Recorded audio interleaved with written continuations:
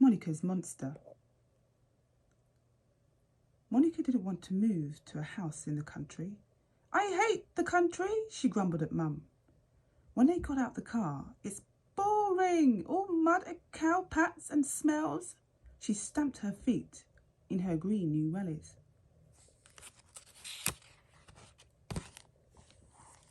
Cheer up, Monica, said Dad, unlocking the big front door. Look, the huge garden you've got to play in. I hate gardens, scrawled Monica. All weeds and nettles and creepy crawlies. She stamped into the house. Nobody had lived there for a long time. There was a dust everywhere. Cobwebs hung from the ceiling. Spiders scampered over the floor. Ugh, said Monica. Let's all have a nice cup of tea, said Mum. When bedtime came, the house was clean and all the furniture was in its place. Monica was still sulking when she went to bed. She stared at the ceiling for a long time. She wished they could go back to their cosy flat in town. Then all at once she heard a strange noise. Something was howling somewhere in the house. The sound made Monica's hair stand on end. She jumped out of bed and ran along the landing. Mum and Dad were already out of bed. What is it, Dad? Said Monica, her eyes round as dinner plates. Dad put on his dressing gown. I'm going to find out, he said.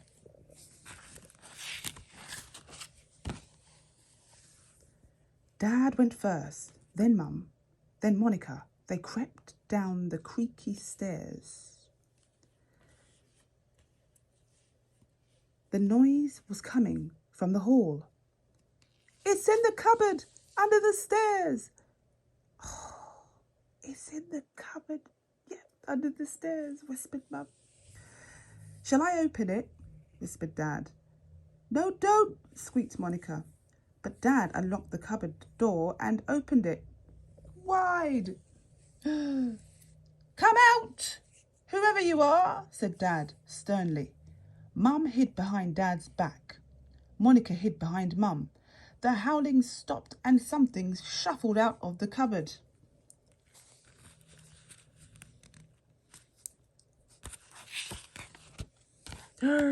Quaar!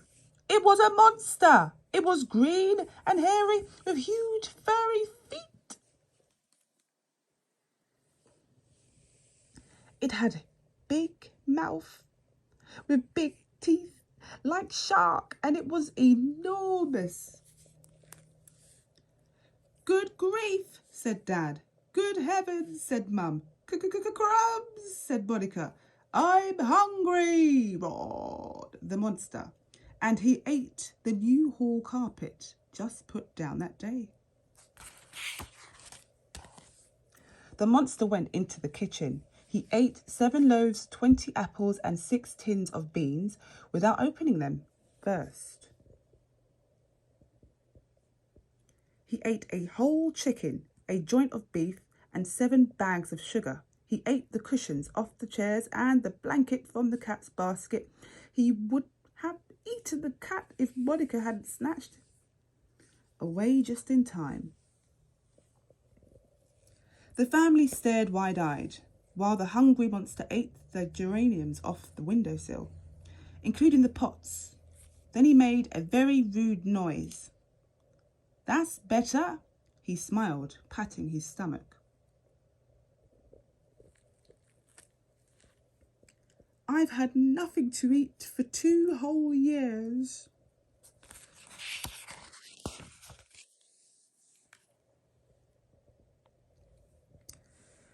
The next day, the hunt began. Monica and the monster looked everywhere. They searched the old house from top to bottom. They searched the fields for miles around.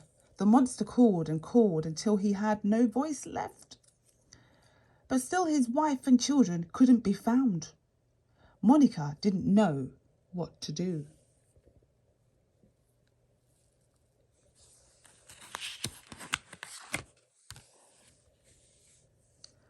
Then one day, Dad found an old map in the shed.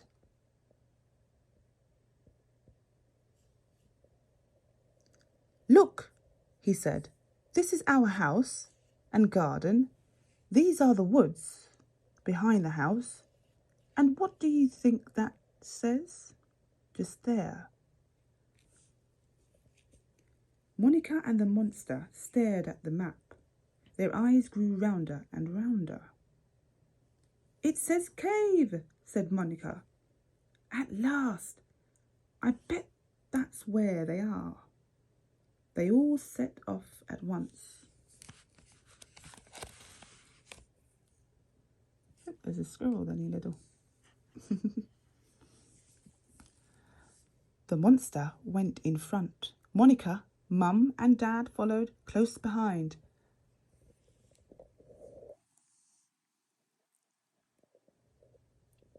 They climbed the steep hill behind the house and pushed their way through the tangled woods. A squirrel scolded from a tree.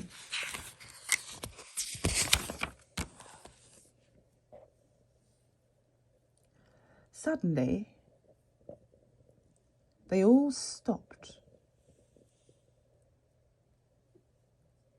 They saw a cliff of grey rock. In the middle of the rock was a dark cave. Everybody stared at the cave, and nobody said a word. It was the monster who spoke first. "Hello," he shouted. "Is anybody home?" His voice echoed round the woods.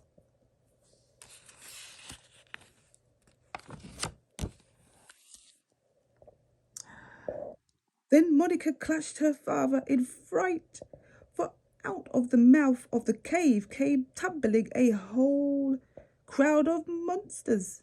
One was big, like Monica's monster.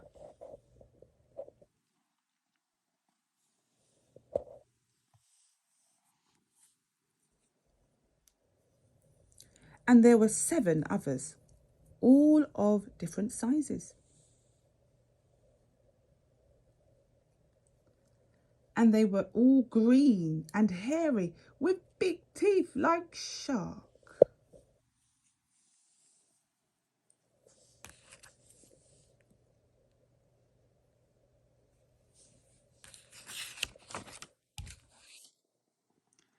"Good grief," said Dad.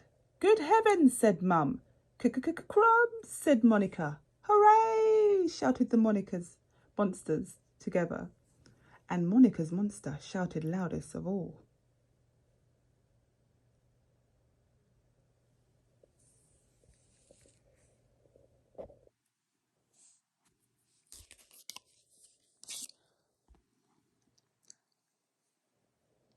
When the hugging and kissing was over, they went back to the house. Mum made everyone a cup of tea. "What are we going to do with them now?" she asked Dad.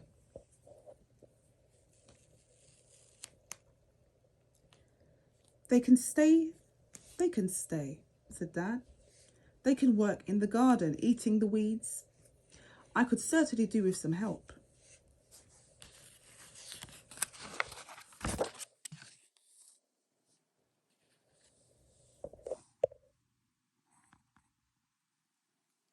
Monica looked round at the happy faces. "I don't think the country is boring, after all," she said. "It's the most exciting place in the world." The end.